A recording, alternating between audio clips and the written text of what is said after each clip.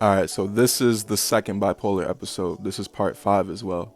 So I was able to get a car, and I was trying to surprise my mom because I felt like she wanted me to finally get out and move on my own. I was 22. My brother was, I had just turned 22. No, this was later in the year. So I was 22. My brother was 19, and we were moving out together after I got my car.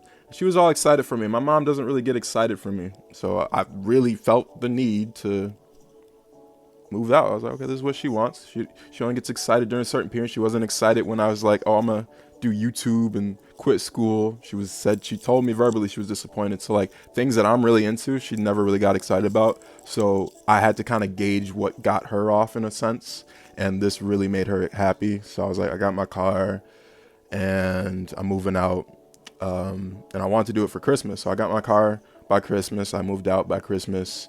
And she was ecstatic, took a picture of me in front of my car and everything, smiling and everything. So what more could a mom say body language wise?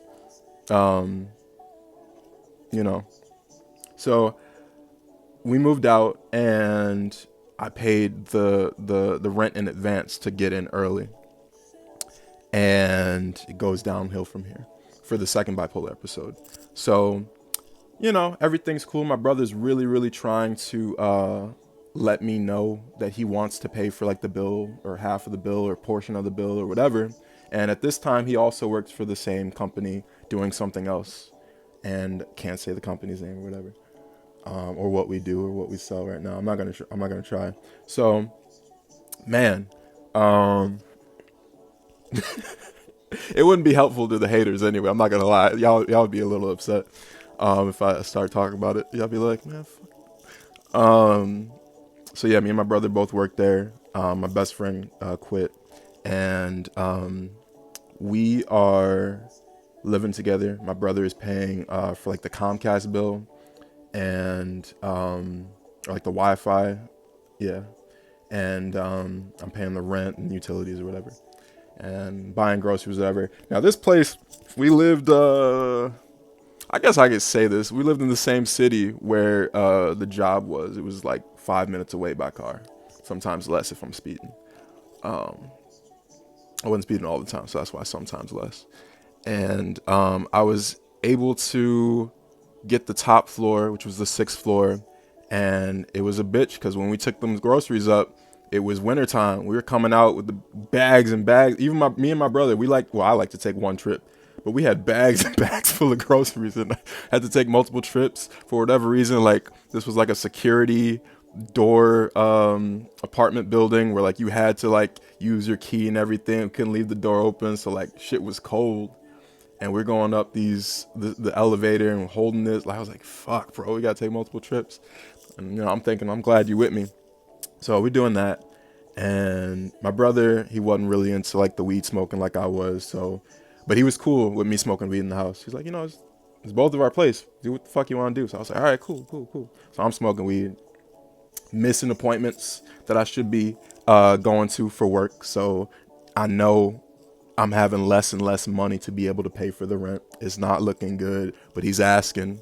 In between him going to work and playing video games, like, hey, rent's coming up, you good? Because he's only asking me this because we get text messages that alert us if our rent's not paid by a certain time. And he's like, hey, I saw the text message. Like, I was like, yeah.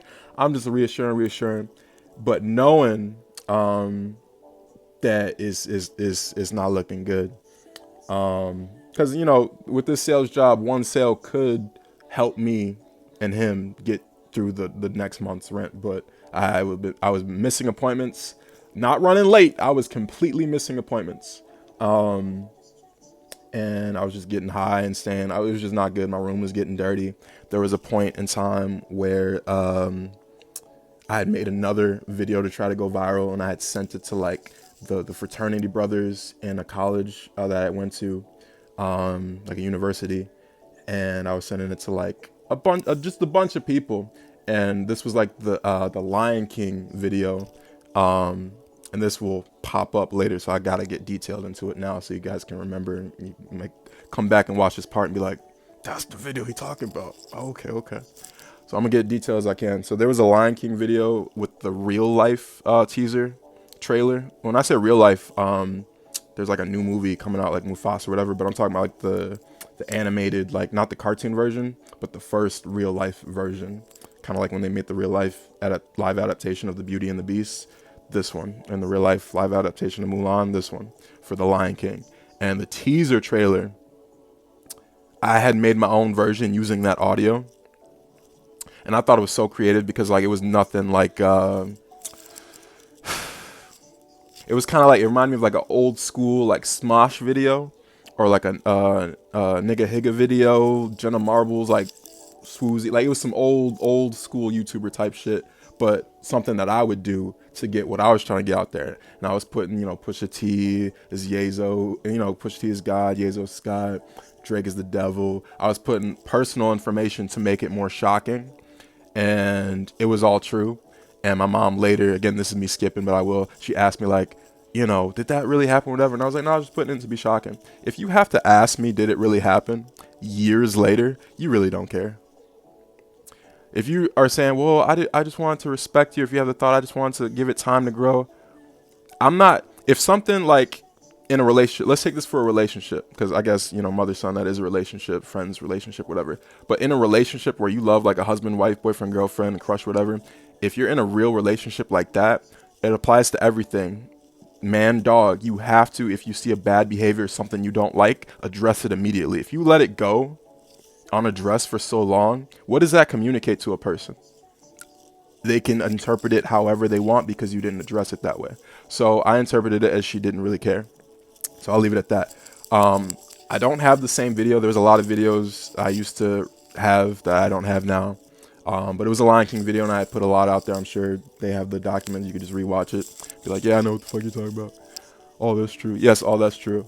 And I sent it to everybody that I don't know how detailed they get after what I'm about to say in 2020. After, start tapping my phones and stuff like that. Probably didn't expect me to talk about it to this great detail, which I could get way more detailed, but I guess I can only tell it the way I could tell it. So fast forward to me not having enough money for rent, and I want to say it was like the next day I needed to pay, or I'm getting kicked out, or someone's, my brother's not there. I don't know why he's not there, but he's not there. He could be with his girl at the time, or at work, or hanging out with friends, but for whatever reason, he's not there. I am getting high as shit. I got weed, I'm smoking. I get the idea to go famous again. And when I say that I made that Lion King video, I literally like went all out. I put my address, like, come find me. I put the address I was living at the time at the apartment, come find me. Like I was literally on one, and I was trying to come up, since that didn't work immediately. I thought it would work. Everything I thought, like, at the time, I was like, this will work, this will work, this will work. And it never fucking worked at the time. I was like, all right, fuck. So this time is about to be the second bipolar episode. 8 minutes in, I got plenty of time. About to be the second bipolar episode. So, oh my God. I get the bright idea to write notes. And the report is, when I get to the hospital again, they say that I wrote threatening messages and claiming that I was going to hurt myself and others. I don't remember writing anything saying I was going to hurt myself. I will put it that way. If it was out there, like if they got pictures of it, all right, then I just forgot. But I don't remember putting anything like, oh, I'm going to hurt myself. I don't remember that. I just remember saying, you better do this. So I didn't have enough notebook paper. Oh, no, that wasn't it. I had enough notebook paper, but I didn't want to take the time to write so many notes because I had to write the same note, and it was a lot of writing. So I think I wrote 5, and I put them outside of the doorsteps, or outside of the doors of like my fellow neighbors who I never, hey, how's it going, neighbor? I never did that within this first month. So I just put it out. I did not knock on the door either. I just left it there. And it was like, just saying like, threatening them like, hey, don't call the cops. You better follow the instructions type shit. Go on. I had created my YouTube channel and posted that Lion King video and a whole playlist of Pusha T songs or music videos in order that I was like, if they watch it in the order, because I think I put watch in order. If they watch it in the order, they'll see that Pusha T is God.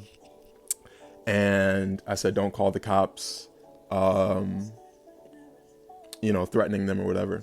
I was like, it won't be good for you. I forgot the specifics, but it was basically the gist, and it was very threatening. I don't remember threatening myself or saying I was going to harm myself, but I put it outside of 5. So after I did that, I went back in, did not lock my door, mind you. I'm so glad I got 20 more minutes. Did not lock my door. Left my apartment door. I closed it, but it was unlocked. I had a Beats pill. No product placement or nothing, but I had a Beats pill, really loud, and I just played a Pusha T song, my favorite Pusha T song to this day, titled Millions. It'd be interesting if you guys haven't heard it by now. But I played it Millions, loud as fuck, blasting. And it was middle of the day, and I played it so long while getting high, smoking weed. I think I was eating cereal for a little bit, and then I stopped, and then I was kind of like peeping out the window and looking to see, like, is anybody coming? They got SWAT team or whatever. I was so far ahead of my time at this time, so that's why I was like, like, oh, they looking. People did not give a fuck at this time, I promise you. No one gave a fuck at this time. Like, I swear to God, no one gave a fuck at this time. So I'm looking out the window to see if they got snipers across, like, because there's another building, like, seeing if they're, like, peeping out the window. Because I didn't know how long it would take for them to call, like, hey, there's a threat or, like, whatever, security, whatever issue. Hours go by. Because, like, whatever. I don't know how many hours, but hours go by. And, man, the song is on repeat at full volume. And eventually, because I'm still smoking weed in the apartment. You're not supposed to smoke weed in the apartment. No smoking in the apartment. I wasn't on the balcony smoking, but I'm smoking weed in the apartment. I get a loud, knocks at the door. Open up. So I'm like, all right, this is the police. This is probably the SWAT that I was expecting, which it was. Do you know? Well, you don't know. They knocked. Open up. Waited so long, like multiple repeats of the song. Knocked again. Open up. Waited so long for the multiple repeats. They knocked so many times without just like entering. The door was unlocked. They didn't they didn't shake it. They didn't try to like get in. There was no latch, like, what do you call that? Like the chain on the door. It was none of that. It was unlocked the whole time, but they're knocking multiple times. From the first knock, it had took a while for them to finally open the fucking door. No one else knocked but them. And they didn't knock soft because they heard the loud. They had to, and it was strange that they didn't just like try to see, like, you know what I mean? Now, for me, that's what I'm thinking at the time. For them, I don't know. They're just getting threatening, whatever. Hey, they said to do this. If I was a cop, well, did you do it? What did you find? You know what I mean? I don't know if maybe they actually did it and be like, oh shit, that's the song that's in the video. Shit. I don't know if they did that. They probably just heard the song and was freaking the fuck out. Like, I don't know, it's kind of loud. But this song, I'll be upset if you haven't heard it by now. But this song, like, when you hear it at full volume on repeat, because I haven't had a car in a while, I haven't been able to play songs like that on speakers in a while, just because of my homeless situation. But when you hear that song on repeat and its speakers at a close proximity to the door like that, every time the song ends, or is about to end and gets to the next, so at the end of the song, it gets much quieter. You could still hear it clearly, but it's very different from the hard beats. So it's like, and it's got the piano or whatever. Like, my favorite, like, scary movie theme song is the Halloween theme song, because like piano. It reminds me of like the For Release theme song that they played at Fresh Prince of Bel-Air, that show, at the end of that one episode. I don't know why I make those kind of. It sounds beautiful and awesome and scary, like all great. Millions, like towards the end, has that like a piano thing like that, and it gets quieter and quieter and quieter, and it gets quiet, and then you just hear the start of the song again. Yeah. Da-na-na-na-na-na. So hearing that, and then the beat comes crashing, and it stays crashing for a long time, and then there's a part where Rick Ross, because it's again, I will be upset if you haven't heard it, but there's a part where Rick Ross and like the beat stops, but Rick Ross has a heavy voice as well. Like, it's just like power. That song is just power, bro. And it was just my favorite song. And I was like, this will be loud and it'll be cool to, to get my point across. And my point at the time was just to get the notes out and people to hear whatever. But I'm going to play this music because it's loud enough. They'll be like, what the fuck's going on? They come out, they see the notes.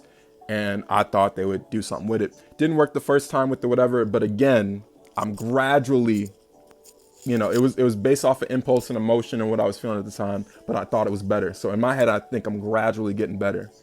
And I'm thinking it's going to work every time. It didn't. Again, no one gave a fuck really at the time. So eventually the cops come in. Again, try to play that song loudly in like headphones or in a car or whatever on repeat, maybe 4 times, and think about if you were a cop knocking on the door, what would you think? That's all I got to say. Ball's in your court. With those inferences and those what do you deduce from those after you hear that song on repeat 4 times like loudly? You'd be like, fuck. So what I did or what they did after they knocked, they finally came in. They just opened the door, went in. There were like 6 or 7, I forget how many, just SWAT, and they did like the whole, it was like a movie, the SWAT. And one like he found me, he looked to the right, and I'm just sitting there like, chilling. He's like, hands up. Put my hands up, and they kind of spread the department, like they went through it, and then they all kind of like gathered around me, like, get up, stand up. So I slowly stand up, and they said back up towards the wall, back up towards the wall. This is what I didn't like, so I didn't do it. I just felt. They told me to turn around, and for whatever reason I was like, if I turn around, I'm gonna get shot. I didn't say that. I was really quiet the whole time. But in my head, I'm like, for whatever reason, I feel like if I turn around and get shot, people have footage of black people, even kids getting shot in the back with no weapons, no nothing. Didn't even have to be Trayvon Martin with candy. People are running, or kids are running away, underage black kids getting shot. Like, I've seen videos of it, and it just doesn't even sit well with me. So I was like, bro, I don't give a fuck if you have body cams or not. I don't know if you do. I don't know if they're on. I don't know if you're going to turn them off. I don't know if you're going to have the evidence. Those are 4 possibilities that aren't even me in public running away unarmed, and I can still get shot. So what I'm not going to do is turn around. Again, I didn't say this out loud, but they're like, turn around, repeated himself. So what I started to do is I turned to the side, dropped to my knees, and then fall like over slumped. And I got like my eyes like over, and I think I'm like drooling or whatever. And, they're just quiet, and they're like taking like a flashlight in my eyes. I don't know if they shook me or whatever. Eventually they had put like a little thing to kind of like take my blood and vitals, but like, like when those hospitals, they give you those finger pinchers and like see the light. They did that to see if I was okay. And they're lifting me up on like a gurney. So now it went from like, he's a threat to we got to get him on the bed, and they were taking me to a hospital instead of, I didn't go to jail both times. Well, the first time I went to like the jail, not like a prison, whatever. But this time, like I wasn't in like a cell is what I'm saying. When I got arrested the first time, I wasn't in a cell. They were sitting me, I was outside sitting on a bench, and they were taking my information. This time, they had also just took me straight to the hospital. I didn't even go to like the bench where they would take my information. I just went straight to the same psych ward type shit. So I'm like down, they're like making sure I'm okay, and they're lifting me up on like this gurney, like where the paramedics do, and they're sitting me down, and I'm like, as if they're hurting me, and they're putting me out. And again, I'm thinking like miles ahead. So once they finally get me outside, and it's a little bit colder outside because it's winter time, but it's January at this point. I guess it was a warm day for January, and they have like a blanket, I think, on me or whatever, thin cloth. And I'm looking like, just in case there's like cameras, because I'm thinking there could be cameras and the whole news story, like, who the fuck is this guy? This dude left note. No one gave a fuck at the time. So I'm just like looking like they fucked me up type shit. And they're probably just like, man, this dude could have shot his ass. You know what I mean? So I'm in there. They take me to the hospital another 2 weeks. So these 2 weeks, I already knew what was up. I didn't act crazy like I started with the first. I started strong. When you leave a first impression that strong, it's hard to forget about it. So I didn't have to go back to that. I just, okay, I know what it is. Like, I just instantly, I kind of like went from however I was in the first 2 weeks at the time of the first bipolar episode, whatever I was doing the best in terms of showing up every day for the meetings, participating every day for the meetings, being friendly. They see you socializing with other patients. That's a plus. Going to meetings every day, that's a plus. Not showing up late to meetings every day, that's a plus. Eating your meals completely, not leaving like something half eaten or whatever, that's a plus. Like doing what you're supposed to do, taking your meds if they give it to you every day, drinking water, making sure you're not disrespecting the nurses or the staff, the patients, anything like that. Those are pluses. So I was doing this like all within the second 2 weeks, but because it's a second bipolar episode, because it was more, the first one was kind of more like human indecency. I wasn't like threatening nobody. This one was more serious. The third bipolar episode was probably the most serious. You're like, probably, nigga, you got banned from your job. So yeah, it was the most serious. But this one was serious, more serious than the first one. So they were questioning me at the very last day. They were questioning me throughout, but the very last day, I had to just like, I'm changing everything.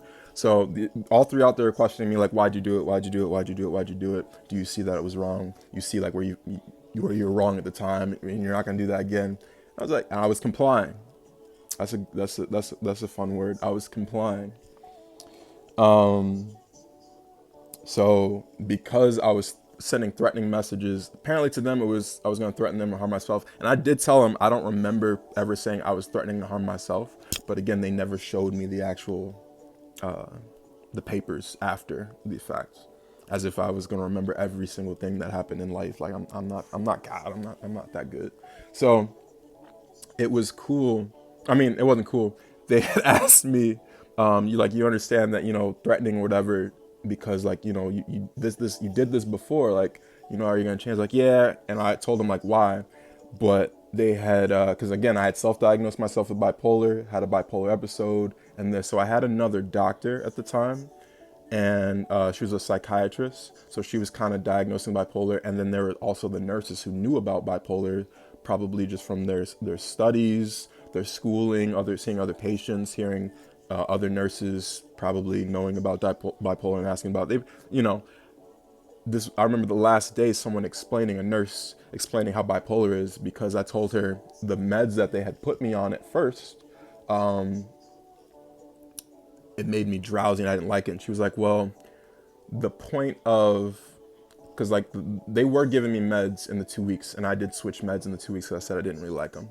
And I said, this is making me feel this way. It didn't make me feel good, whatever. I'm like, okay, we just got to find what gets you balance. Every person, even outside of the hospital, like my mother, my boss had said, you just got to find what gets you balance. My boss at the time was like, it took me 6 months before I felt right. You know what I mean? I don't want to have to think this is better because I toughed it out or was defeated 6 months. And I was like, man, this is tiring. I don't even want to fight. I'm just going to say, yes, it works. I didn't even want to be on that. So I was like, this don't make me feel right. This don't make me feel right. And at the last day, they prescribed me whatever. And it didn't make me feel like any difference at all. So I said, okay, this is fine. This is for me. And the last nurse who was telling me, who had been talking to me like every few days about, why I was there and am I going to do it again? She was explaining bipolar to me, because I was telling her, I was like, I feel like the sad thing is, and I kind of explained it my way, but she gave me like a diagram. So she's like, bipolar, like you experience ups and downs. And there's two types of bipolar. I had the non-depressive one. I just had the manic one. So there's manic and depressive, where like you have really high highs, like this is awesome, this is the greatest day ever, blah, blah, blah. And then really low lows, which is depression. And it's not good. But I only had the high highs.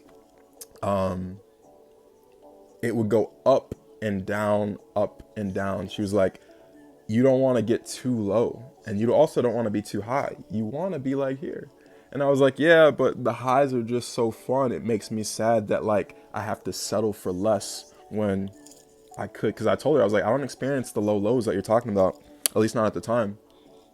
And I was able to got like hair.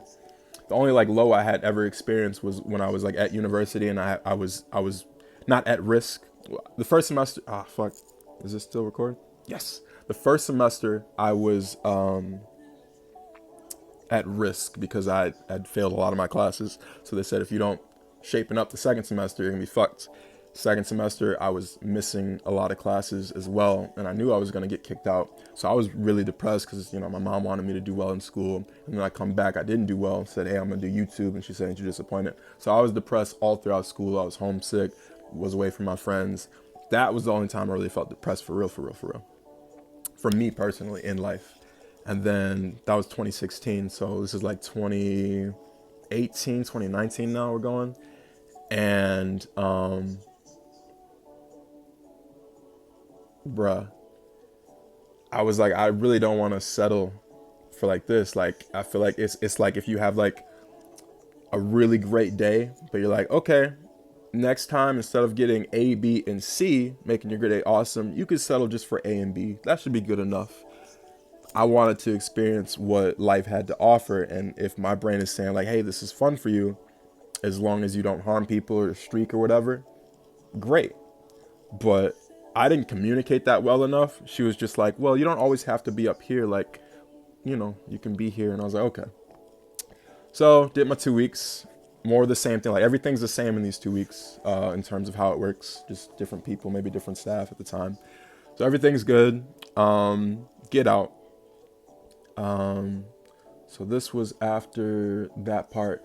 I was able to go back and live with my mom again.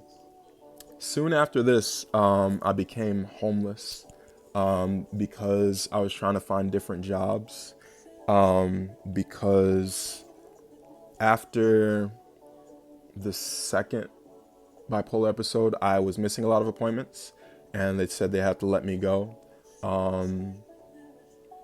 I was even like in between the first and second bipolar episode, I was sending, it was horrible. Like I didn't feel comfortable doing this, but to to make other people feel comfortable. Like some people do go the extra mile and then some to make people feel comfortable. I'm tired of that.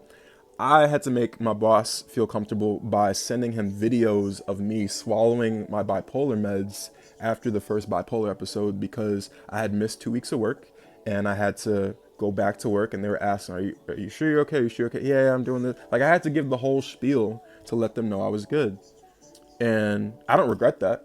But even before that, like in life, there's a lot of things that certain people have to do to go the extra mile just to make another person feel comfortable. I remember my mom telling me, she's in HR, at least at the time of this video, at a very big company, and just a conversation where she's in a room, she's black obviously, she's in a room full of white men giving a presentation, and I don't know how it came up, but like, I don't know if it was a personality thing or just random, like other people could ask a white woman, if you were in a room full of all black men, would you feel comfortable?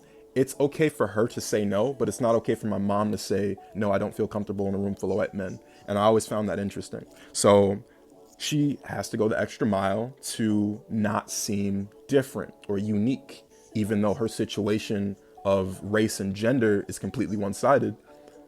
But if the white woman with all the black men, same situation, completely one-sided in terms of race and gender, for whatever reason, it's not an issue for the white woman to feel uncomfortable, but it's an issue for the black woman to feel uncomfortable. You know what I mean? Like that's stuff that I be thinking about that I probably couldn't bring up in, grades 1 through 12 or even in college. But the type of questions, again, even now, whether people care about them or not, at this point in time, I'd have to be with people that are as creative enough to answer that question in a way that is not politically correct, because I'm not looking for a politically correct answer. You know what isn't politically correct? Being real. And I want to be real. So if you are real, like you are not politically correct if you're real, and you're not real if you're politically correct. So like if you have an issue with that, I have an issue with, why do you have an issue with that? And then I would get to those type of questions. And that's the same logic with, why does the white woman get to say I'm uncomfortable in a room full of black men and the black woman can't say I'm but part 6, I think.